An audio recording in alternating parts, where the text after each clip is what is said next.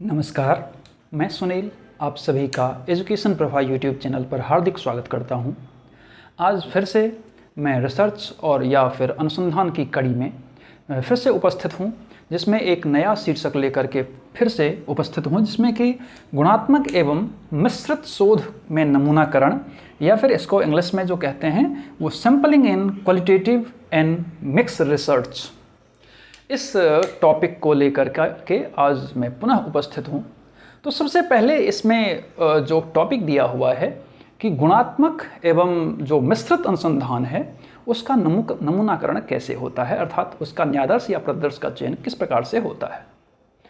अब इसमें सबसे पहले हम ये देखने की कोशिश करेंगे कि ये जब गुणात्मक की बात करते हैं तो गुणात्मकता क्या है। जब हम गुणात्मक अनुसंधान की बात करते हैं तो गुणात्मक अर्थात जैसे कि क्वालिटी से सीधा स्पष्ट है कि गुण, जब हम किसी के गुणों की बात करते हैं, हम मात्रा की बात नहीं करते हैं, गुणों की बात करते हैं। और गुणों को हम कभी भी मात्रात्मक अंदाज में पेश नहीं कर सकते हैं। जैसे मान लीजिए कि फलाने व्यक्ति में ईमानदारी बहुत है। अब ईमानदारी बहुत है, अब ईमानदारी कितनी है, कितना प्रतिशत है, कितनी मात्रा है उसमें, ऐसा हम उसको डिफाइन नहीं कर सकते हैं। अब जैसे मान लीजिए कि हरिश्चंद्र सत्यवादी थे। अब सत्यवादिता ये क्या है? गुण है। अब जब सत्यवादिता गुण है तो इसको हम डिफाइन ये नहीं कर सकते हैं कि उसमें कितने प्रतिशत था, ऐसा हम डिफाइन नहीं कर सकते हैं। तो इस प्रकार से अगर अहिंसा है, अगर सत्य कोई बोलता है, उसकी ईमानदारी है, उसमें मतलब बहुत सारे कोई किसी के बारे में कहते हैं कि ये बहुत अच्छे आदमी हैं। अब अच्छा का क्या मतलब है? अब अच्छा का मतलब उसको हम प्रतिशत में गिन नहीं सकते हैं, अर्थात जिसमें केवल और केवल गुणात्मकता की ही बात की जाती हो वही से संबंध क्या है? तो क्वालिटी या गुणात्मकता का संबंध है। और उसी से संबंधित अगर हमारा शोध विषय होता है, शोध समस्याएं होती हैं, तो हम उसको गुणात्मक रिसर्च या गुणात्मक शोध के या गुणात्मक अनुसंधान के नाम से जानते हैं। अब हम सबसे पहले देखते हैं कि कुछ जो गुणात्मकता में होती हैं, अर्थात जो गुणात्मक अनुसंधान में होते हैं, वो क्या क्या होते हैं। तो जैसे कि सबसे पहले हम देखते हैं कि जैसे गुणात्मकता तो उसमें होती ही होती है, लेकिन जब हम नमूना का चयन करने जाते हैं तो नमूना का चयन किस विधि पर करते हैं? कभी भी हम आगमनात्मक पर ही, जो आगमनात्मक विधियां होती हैं उस पर ही हम उसका चयन करते हैं। जैसे कि हम उसमें डिडक्टिव मेथड को लागू नहीं कर सकते हैं। इंडक्टिव मेथड जो हमारा आगमनात्मक है, आगमन हम किसको कहेंगे? जब हम कभी भी सीधे तौर पर ऐसा कह सकते हैं कि जब हम पहले उदाहरणों को पेश करते हैं और उदाहरण के माध्यम से फिर उदाहरण को बिठाने के बाद जब हम फिर से उसका सूत्रीकरण करते हैं, अर्थात नियम को रखते हैं, तो नियम को बाद में रखना और उदाहरण को पहले रखना, उदाहरण को नियम पर बैठा देना ही क्या है? इंडक्टिव मेथड या आगमनात्मक विधियां हैं। तो इस प्रकार से जब भी हम खास करके गुणात्मक शोध की बात करते हैं तो सिर्फ और सिर्फ ऐसा कह सकते हैं कि इसमें आगमनात्मक पद्धतियों का ही प्रयोग किया जाता है। फिर से अब हम देखते हैं कि जब हम गुणात्मक शोध की बात करते हैं तो इसमें खास करके जो शोधकर्ता होते हैं उनकी भूमिका बहुत ही ज़्यादा अहम हो जाती है। बहुत ज़्यादा अहम इसलिए हो जाती है कि उन्हीं पर सब कुछ आधारित होता है।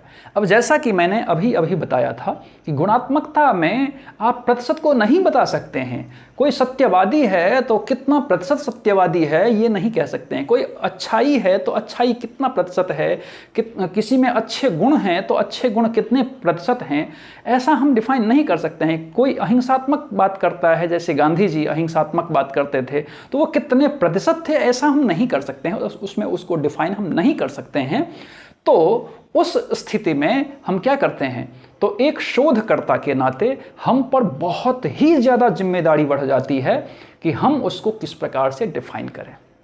अब मान लीजिए हम चले गए नमूना करण करने के लिए, हम चले गए संकलन, डेटा संकलन करने के लिए, और वहाँ पर हम जब डेटा संकलन कर रहे हैं तो हम मान लीजिए कि अगर अवलोकन पद्धतियों का प्रयोग कर रहे हैं, तो हम अवलोकन पद्धतियों का प्रयोग करते हैं तो हम जो अपनी आँखों से जो वस्तुस्थिति, जो व्यवहार, जो वातावरण, जो पद्धतियाँ, जितनी अच्छाई, जितनी अहिंसात्मकता, मतलब जो भी हमारी समस्या से संदर्भित चीज़ें हैं, उन चीज़ों पर ही हमारा क्या होगा, अवलोकन होगा।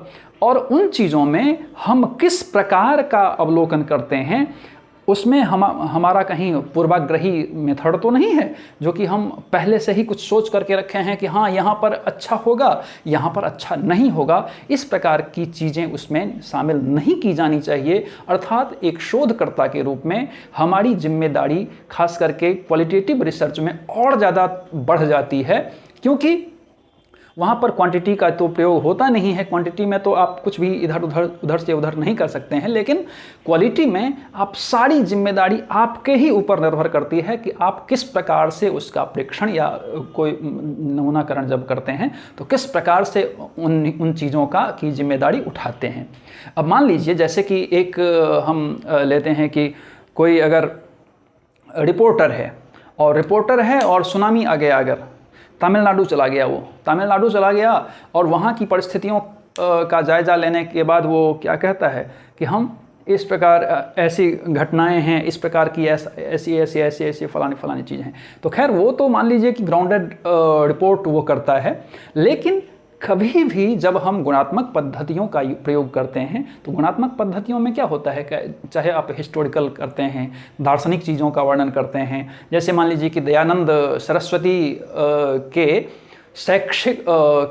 शिक्षा ग्रंथों में शैक्षिक पद्धतियों का वर्णन या समाहरण, आप अगर ऐसा रखते हैं, या फिर अगर मान लीजिए कि आप ऐसा कोई मेथड रखते हैं, ऐसी कोई समस्या का संदर्भ लेते हैं जिसमें कि मान लीजिए कि शांति के संदर्भ में बौद्ध दर्शन की शिक्षा का विश्लेषणात्मक अध्ययन, तो अब मान लीजिए कि शांति शिक्षा को ले रहे हैं किसमें, तो बौद्ध दर्शन में। अब बौद्ध दर्शन में शांति शिक्षा कितनी है, कितनी मात्राएं हैं, तो वो सब सारी चीज़ें क्या हैं, वो गुणात्मकता में है। तो अब गुणात्मकता में है तो केवल और केवल आप गुणात्मक चीज़ों को ही आप प्रयोग में ला सकते हैं, आप कोई भी क्वांटिटी में उसका प्रयोग नहीं कर सकते हैं। तो इस प्रकार से जब हम खास करके शोधकर्ता के रूप में गुणात्मक प्रयोग करते हैं, गुणात्मक प्रयोग नहीं बल्कि गुणात्मक रिसर्च करते हैं, तो निश्चित तौर पर क्या होता है कि उसमें शोधकर्ता की एक अहम भूमिका या अहम जिम्मेदारी हो जाती है। अब हम जब भी गुणात्मक प्रयोग की बात करते हैं, गुणात्मक शोध की बात करते हैं, तो उसमें सारी चीज़ें क्या होती है, विशिष्ट हो जाती है।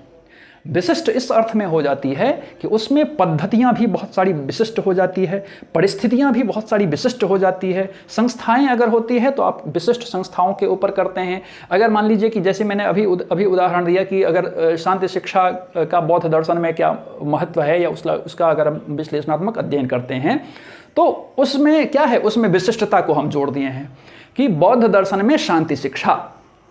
जब हम बौद्ध दर्शन में शांति शिक्षा को एक विशिष्टता से जोड़ दिए हैं तो इसका गुण स्वरूप भी उसका वही होता है। तो इसमें कुछ संस्थाओं को ले सकते हैं आप, जैसे कुछ समूहों को ले सकते हैं, कुछ समुदायों को ले सकते हैं, कुछ गुणों को ले सकते हैं, लेकिन आप जो भी लेते हैं ये बहुत ही सीमित क्षेत्र को आपको लिया जाता है। जैसे आप मान लीजिए कि अगर मात्रात्मक शोध पद्धति में जाते हैं तो उसमें आप बहुत सारे अलग अलग, जैसे कि अगर सर्वे आपने ले लिया, बहुत सारे उसके बहुत फैलाव हैं, लेकिन इसमें आप ऐसा नहीं कर सकते हैं। गुणात्मक पद्धतियों में आपको कम चीज़ों को समाहित करना होता है, क्योंकि उसी पर उसकी वस्तुतः उसमें क्या होता है, उसमें कम क्यों लिया जाता है, क्योंकि उसका आपको संपूर्ण रूप से और गहन अध्ययन करना पड़ता है। जब गहन अध्ययन करना पड़ता है, इस परिस्थिति में आप कह देते हैं कि जब क्वालिटी रिसर्च करते हैं तो उसमें क्यों, कैसे, कहाँ, तो इस प्रकार का जब प्रश्न उठता है तो ये क्वालिटी अर्थात गुणात्मक शोध पद्धतियों का अविकल्प माना जाता है। अब इसमें जब हम देखते हैं अन्य परिस्थितियों को तो इसमें निहित कारणों की व्याख्या हम करते हैं। जैसे कि हमने अभी बताया कि इसमें संपूर्ण रूप से आप गहन अध्ययन करते हैं, तो गहन अध्ययन करते हैं तो इसमें आप उसमें जो निहित कारण हैं, तो निहित कारण क्या हैं। अब शांति शिक्षा कितना है, अगर मान लीजिए कि बौद्ध दर्शन के अंतर्गत, तो उसमें निहित कारणों का आप क्या करेंगे, तो उसमें कारण खोजेंगे, फिर उसकी व्याख्या करेंगे, उसके अर्थों पर बल देंगे, उसके शब्दों पर बल देंगे, उसके एक एक चीज़ों पर बल देंगे, क्योंकि उसमें शब्दात्मक ही खेल होता है, उसमें व्याख्यात्मक ही खेल होता है, उसमें विश्लेषणात्मक ही खेल होता है सारा कुछ। आप सारा कुछ क्या करते हैं, एनालाइज करते हैं, आप सारा कुछ क्या करते हैं, वर्णनात्मक चीज़ों का प्रयोग करते हैं। तो ये सब सारी चीज़ें होने के कारण से, खास करके जब हम गुणात्मक पद्धतियों में जाते हैं, तो इन सारी चीज़ों को हमें टटोलना पड़ता है। फिर अब हम देखते हैं कि वैयक्तिक अनुभव। अगर मान लीजिए कि एक शोधकर्ता के नाते अगर हमारे पास कोई अनुभव, किसी भी प्रकार का अनुभव नहीं होता है, तो उस स्थिति में थोड़ा सा ये क्वालिटेटिव रिसर्च करना थोड़ा सा दुरूह का काम हो जाता है, थोड़ा सा जटिल काम हो जाता है, क्योंकि हमारे पास कुछ वैयक्तिक अनुभव भी होने चाहिए। या फिर अगर हमारे पास ऐसा कुछ वैयक्तिक अनुभव नहीं है, उस परिस्थिति में हम क्या करते हैं कि कुछ जिनके पास उससे संदर्भित चीज़ों का अध्ययन है या फिर उनका अनुभव है, तो हम उन लोगों से इस स्थिति में मिलते हैं और मिल करके उन समस्याओं का हम क्या करते हैं, निराकरण या समाधान करते हैं। फिर पुनः जैसे हम आपको जस्ट बताए थे कि इसमें कम घटनाओं को लिया जाता है, कम समूह को लिया जाता है, कम सदस्यों को लिया जाता है। क्यों? क्योंकि उसका संपूर्ण आपका विवरण पेश करना होता है। तो जब संपूर्ण विवरण पेश करना होता है, तो इसमें सारी चीज़ें अगर आप संपूर्ण विवरण पेश करते हैं, तो निश्चित तौर पर आपको अगर कम लेंगे तभी आप संपूर्ण विवरण पेश कर सकेंगे। अन्यथा की स्थिति में क्या होगी, तो आप संपूर्ण विवरण या तो पेश नहीं कर पाएंगे, या फिर अगर आप पेश करेंगे भी तो उसमें क्या होगा, कहीं ना कहीं खामियां रह जाएंगी। इसके कारण से हम क्या करते हैं, तो इस गुणात्मक पद्धतियों में या अभिकल्पों में हम क्या करते हैं, तो कम चीज़ों को उसमें लेते हैं। अब जब कम चीज़ों को लेते हैं, तो इसमें हम देखते हैं कि इसमें कुछ उपकरण वगैरह भी होते हैं, जिन उपकरणों के कारण से हम क्या करते हैं, इस गुणात्मक शोध पद्धतियों में हम लेते हैं। जैसे मान लीजिए कि अगर हम गुणात्मक पद्धतियों को लिए हैं, तो हमें क्या करना होगा, उपकरण में क्या हम प्रयोग कर सकते हैं। तो इसमें जैसे कि आप साक्षात्कार, इंटरव्यू आप ले सकते हैं। इंटरव्यू के अलावा आप प्रेक्षण विधि या अवलोकन विधि, जिसको कि हम ऑब्जर्वेशन विधि कहते हैं, ऑब्जर्वेशन मेथड कहते हैं, वो ले सकते हैं। या फिर आप और चीज़ों को क्या ले सकते हैं, जैसे कि विभिन्न अभिलेख जो प्राप्त होते हैं, शिलालेख जो प्राप्त होते हैं, उन चीज़ों को आप ले सकते हैं। तो इस माध्यम से जब हम खास करके जब हम इंटरव्यू अगर लेते हैं, तो इंटरव्यू में भी अगर आप देखेंगे तो दो प्रकार के इंटरव्यू हुआ करते हैं। एक इंटरव्यू होता है जो कि स्ट्रक्चर्ड इंटरव्यू होता है, और दूसरा होता है आपका अनस्ट्रक्चर्ड इंटरव्यू होता है, जिसको कि हम हिंदी में संरचित साक्षात्कार या असंरचित साक्षात्कार कह देते हैं। या फिर उसी को हम संरचित को हम मानकीकृत साक्षात्कार कह देते हैं, और असंरचित साक्षात्कार को हम अमानकीकृत साक्षात्कार कह देते हैं। और जब हम खास करके इस पद्धति की बात करेंगे, गुणात्मक पद्धतियों की जब हम बात करते हैं, तो इस गुणात्मक पद्धतियों में हम मुख्य रूप से, या ऐसा कह सकते हैं कि मैक्सिमम टाइम में हम किस पद्धतियों का यूज करते हैं, तो साक्षात्कार में भी जो असंरचित जो साक्षात्कार पद्धतियां होती हैं, जिसको कि हम अमानकीकृत पद्धति कहते हैं या फिर अनस्ट्रक्चर्ड इंटरव्यू कहते हैं, उसका हम प्रयोग इसमें करते हैं। वो क्यों करते हैं? क्योंकि हमें कब कहाँ पर कैसे क्या मिलेगा वो हमें नहीं पता है। लेकिन स्ट्रक्चर्ड इंटरव्यू में क्या होता है, सारा कुछ जो होता है वो क्रम वाइज होता है, सब कुछ आपको एक एक चीज़ के बारे में पता होता है। लेकिन इसमें हम क्या लेते हैं कि ये गुणात्मक पद्धति है, तो गुणात्मक पद्धति में कब क्या कहाँ पर कैसे मिल जाएगा वो हमें खुद भी नहीं पता होता है, जिस कारण से हम इसमें जो ये इंटरव्यू का जो दूसरा पार्ट है, असंरचित साक्षात्कार, हम उसका प्रयोग इसमें करते हैं। फिर हम देखते हैं कि जैसे मैंने अभी बताया कि अगर हम लेते हैं तो क्या करते हैं कि प्रेक्षण मेथड लेते हैं, अर्थात जिसको कि हम अवलोकन पद्धति कहते हैं या फिर ऑब्जर्वेशन मेथड कहते हैं, तो उसको हम लेते हैं। अब ऑब्जर्वेशन में हम क्या देखते हैं कि ऑब्जर्वेशन के माध्यम से हम क्या करते हैं कि विभिन्न जो घटनाएं घटित हो रही हैं, जो चीज़ें अभी जो जिस परिस्थिति में जो भी चीज़ें हो रही हैं उसका हम पूर्ण रूप से क्या करते हैं, अध्ययन करते हैं। तो जब हम अध्ययन करते हैं तो हम अपनी आँखों से देखते हैं। इसीलिए कहा गया था कि इसमें जो एक शोधकर्ता होता है उस पर बहुत बड़ा दायित्व होता है कि वो जिस चीज़ का प्रेक्षण कर रहा है, जिस चीज़ का अवलोकन कर रहा है, ऑब्जर्वेशन कर रहा है, उन चीज़ों को एक एक चीज़ को सही सही ढंग से उसकी व्याख्या करे। ऐसा नहीं हो कि मतलब देखा कुछ और कर दिया कुछ, ऐसा नहीं होता है। तो इसलिए बहुत बड़ी जिम्मेदारी हो जाती है। फिर हम जब देखते हैं कि जैसे मान लीजिए कि हम अभी कहे कि अभिलेख की बात कर रहे थे, तो अभिलेख चूँकि मान लीजिए कि अब हिस्टोरिकल मेथड ले रहे हैं या दार्शनिक पद्धतियों को ले रहे हैं, उसमें क्या होगा, तो आपको हिस्टोरिकल में आपको बहुत सारे विभिन्न शिलालेख आपको मिल जाएंगे। बहुत सारी लिपियां, अगर आप उस प्रकार की पद्धतियों को अगर लिए हुए हैं, अगर समस्याओं को लिए हुए हैं, तो बहुत सारी लिपियां आपको मिल जाएंगी। बहुत सारे उस समय में क्या हुए थे, हड़प्पा की संस्कृति किस प्रकार की डेवलप की थी, किस प्रकार उसके क्या हुए थे, आगमन हुआ था, किस प्रकार से उसका उद्भव हुआ था, किस प्रकार से उसका विकास हुआ था और फिर किस प्रकार से उसका ह्रास हुआ।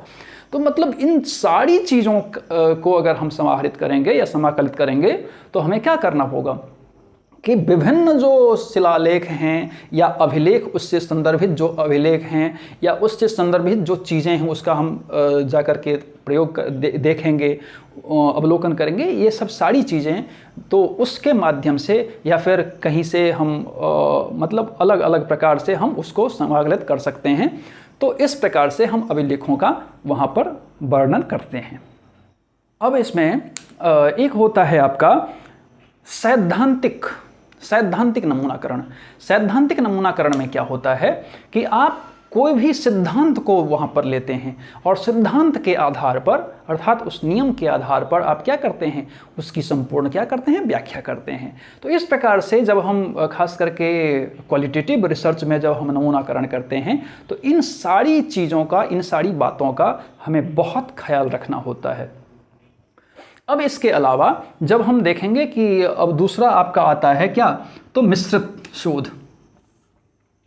तो मिश्रित शोध का जैसे कि नाम से स्पष्ट है कि मिश्रित का अर्थ होता है कि मिला हुआ।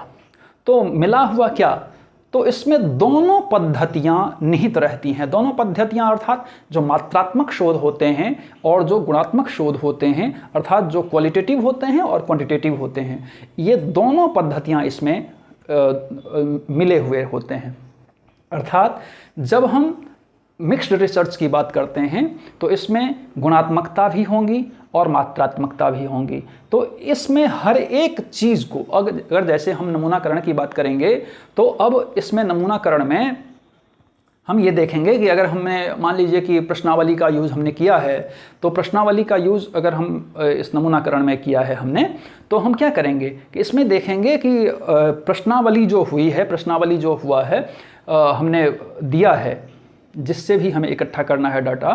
तो उसमें अब प्रश्नावली में जो कुछ ऐसे प्रश्नावली हो सकते हैं जिसमें कि कुछ बच्चा संपूर्ण रूप से सारा कुछ क्वेश्चन को छोड़ दिया हो, ऐसा हो सकता है। दूसरे क्रम में क्या हो सकता है कि उसमें वो गलत तथ्यों की जानकारी दे दिया हो। तीसरा क्या हो सकता है कि कुछ प्रश्नों को छोड़ दिया हो। चौथे में क्या हो सकता है कि कुछ बढ़ा चढ़ा करके जानकारी दे दिया हो। इस प्रकार से बहुत सारे प्रकार।